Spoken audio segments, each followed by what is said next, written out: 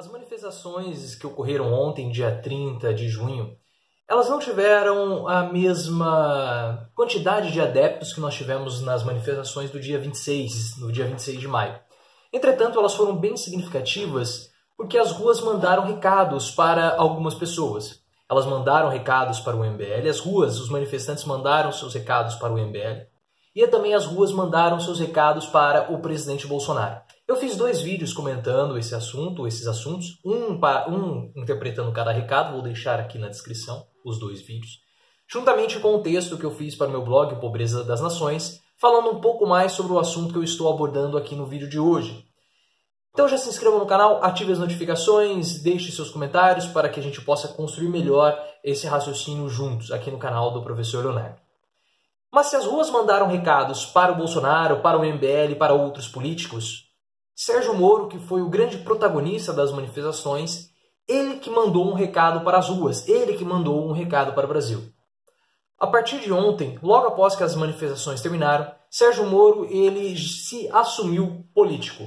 Ele já não é mais aquele ministro que acabou indo para o governo por conta de todo o seu conhecimento técnico, podemos falar assim, por conta do seu desempenho técnico.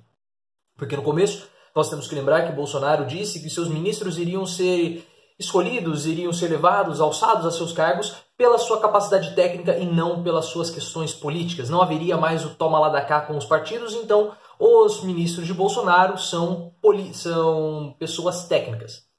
E Moro tentou sustentar esse aspecto técnico de ser um juiz muito técnico, um juiz da Lava Jato, mas a partir de ontem isso tudo acabou. Sérgio Moro ele se assumiu político a partir de ontem. E esse foi o recado que ele deu para a sociedade com a sua frase, com as suas manifestações, com os seus textos no Twitter.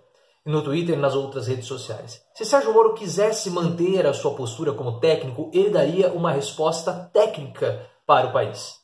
Ele iria agradecer, eu agradeço as mensagens de apoio da população, e é bem importante incentivar a Lava Jato, porque a Lava Jato é um órgão autônomo, criou muitos benefícios para o nosso país, trouxe muitos progressos, muitos avanços, toda essa forma de se expressar mais neutra, essa forma mais protocolar, mas não.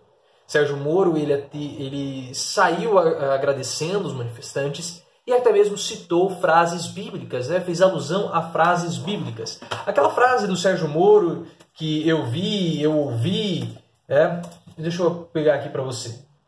Sérgio Moro ele fala eu ouvi, faz parte de uma passagem bíblica. Deixa eu pegar aqui para vocês o texto certinho, olha só. Ele falou o seguinte, Sérgio Moro ele disse, eu vejo, eu ouço, eu sei. Isso é uma alusão a um trecho bíblico, como o Marco Antônio Villa bem falou. Você no vídeo dele, eu vou deixar o link também aqui na descrição, porque diferente do Villa, eu cito, ele me vê, mas ele não me cita, mas eu vejo, eu cito ele aqui embaixo.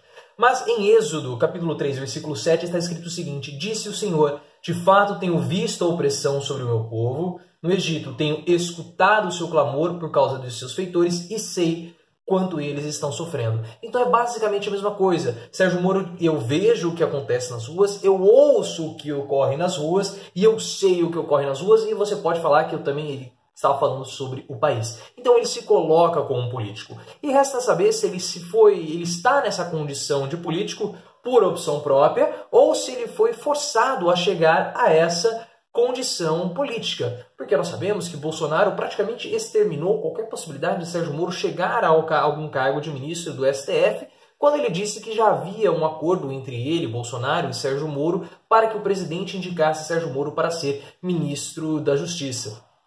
Perdão, para que Bolsonaro indicasse Sérgio Moro para ser ministro do STF. Isso praticamente arruinou as possibilidades de Sérgio Moro de conseguir ser o ministro do STF. Então ele praticamente ficou com um único caminho, que é o caminho da cadeira presidencial. Bolsonaro percebeu isso e percebeu que as manifestações ontem tiveram Moro como protagonista, tanto que na hora que Bolsonaro ele comentou a respeito das manifestações, ele não citou em nenhum momento o Sérgio Moro. Bolsonaro ele pode estar com a síndrome do ovo da serpente. O que é isso?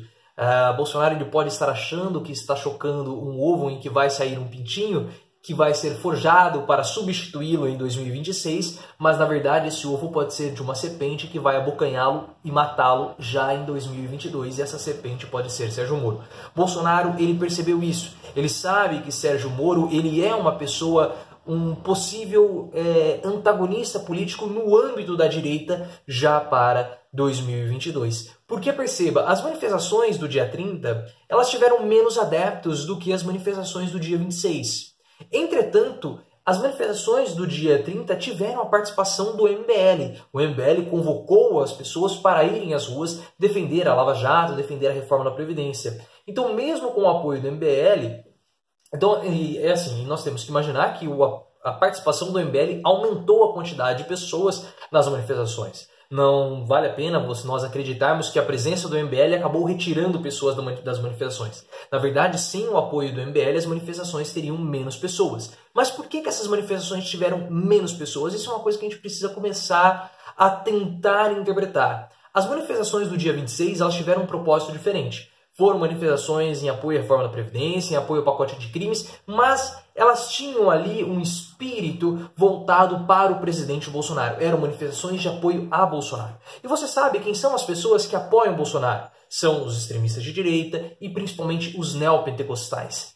Essa manifestação do dia 30, ela não foi uma manifestação em prol de Bolsonaro, então isso faz com que os seus apoiadores acabem, eventualmente, não aderindo. Mas pessoas da direita, os liberais da direita ou a direita democrática, na figura do MBL, aderiu e chamou pessoas para participarem dessas manifestações. Então, mesmo essas manifestações tendo um número reduzido de pessoas em comparação com as manifestações que ocorreram em maio, isso pode ser um bom indicador para Sérgio Moro.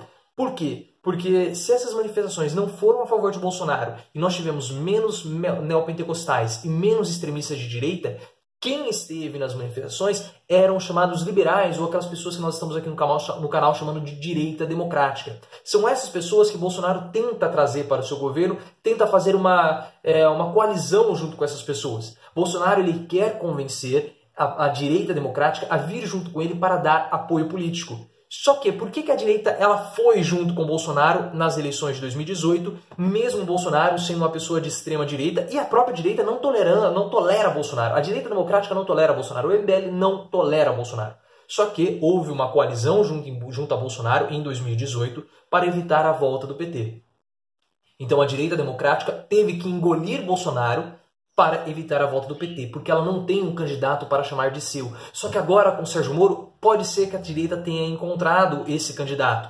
Nós temos a figura de João Dória e também a figura de Sérgio Moro. Só que pesa uma coisinha contra João Dória. Ele é um político de São Paulo, ele é um governador de São Paulo. Ele tem uma notoriedade nacional, as pessoas sabem que é João Dória. São Paulo é quase um mini Brasil, porque tem pessoas de várias regiões morando no estado de São Paulo. Só que Sérgio Moro, por ele ser ministro, ele tem uma projeção muito maior do que João Dória em cenário nacional. E pode ser que agora que ele não tem outras pretensões, como por exemplo do STF, o único caminho que Sérgio Moro tenha é justamente ser candidato à presidência já em 2022. Então é possível que Bolsonaro tenha de fato criado ou aquecido um ovo de serpente. E Bolsonaro está esperto, está ligado com relação a isso. Mas agora, de fato, Sérgio Moro ele é um político. E agora Sérgio Moro ele pode, talvez, se ele quiser, fazer campanha. Porque o único caminho que Sérgio Moro tem é a cadeira de presidente da República. E aí cabe algo interessante. Porque aqui no canal nós já falamos várias vezes, o principal anseio do brasileiro, a prioridade principal, número 1, desculpe todos aí,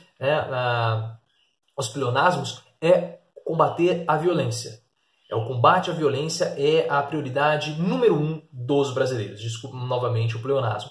E isso inclui a violência da corrupção. Saúde, educação, todos esses assuntos são secundários quando você compara com o combate à violência, redução da violência, o combate à corrupção. E para os brasileiros, tudo é aceitável. Para combater a corrupção, os brasileiros toleram tudo. E nesse cenário que os brasileiros toleram tudo, a parcialidade de Sérgio Moro no julgamento das pessoas ali da Operação Lava Jato pode ser um ativo político. As pessoas podem olhar para Sérgio Moro e pensar da seguinte forma: mesmo ele quebrando as regras, ele quebrou as regras para punir aqueles políticos que criam as regras para se beneficiar. Então Sérgio Moro também pode acabar tendo um benefício político por conta de ter feito esse conluio com o Ministério Público. Em termos jurídicos para o STF, em termos técnicos para o STF, esse conluio acabou com o Sérgio Moro, mas em termos políticos não. E o Moro político é diferente do Moro jurista. O Moro político é diferente daquele Moro técnico em direito. E aí as pessoas elas podem falar, olha como ele foi corajoso. Ele até mesmo quebrou as regras, e era necessário quebrar as regras mesmo para combater a corrupção. Então a parcialidade de Moro, se ele souber conduzir isso bem e a população tem esse anseio, ele pode acabar conseguindo se capitalizar politicamente por ter quebrado as regras, por ter descumprido o Código do Processo Penal, o artigo 254, e por ter feito esse conluio com o Ministério Público, politicamente ele até mesmo pode se beneficiar dessa situação. Agora vai ser um pepino para Bolsonaro tentar ali lidar com isso para a sua candidatura em 2022, porque ele já é um pré-candidato. Será que o apoio evangélico, o apoio neopentecostal vai ser suficiente para que Bolsonaro possa ser o candidato mais viável da direita para 2022? Porque agora ele vai ter a concorrência interna de Sérgio Moro, que pode se candidatar, se filiar a um outro partido, até o próprio Democratas, e ele também tem agora a competição com o João Dória. Então o cenário da direita já começa a ser construído. Nós temos Bolsonaro em 2022, João Dória em 2022 e a possibilidade também de Sérgio Moro para 2022. E isso vai acabar afetando a forma de Bolsonaro conduzir o governo, porque ele tem dentro de casa um ovo da serpente. O que você achou dessa análise? Deixe aqui nos comentários. Se lembre, tem texto no blog, vai estar também na descrição e também na aba da comunidade. Compartilhe com os amigos, deixe seus comentários e lembre-se, vamos sempre sair do raso e aprofundar o nosso discurso.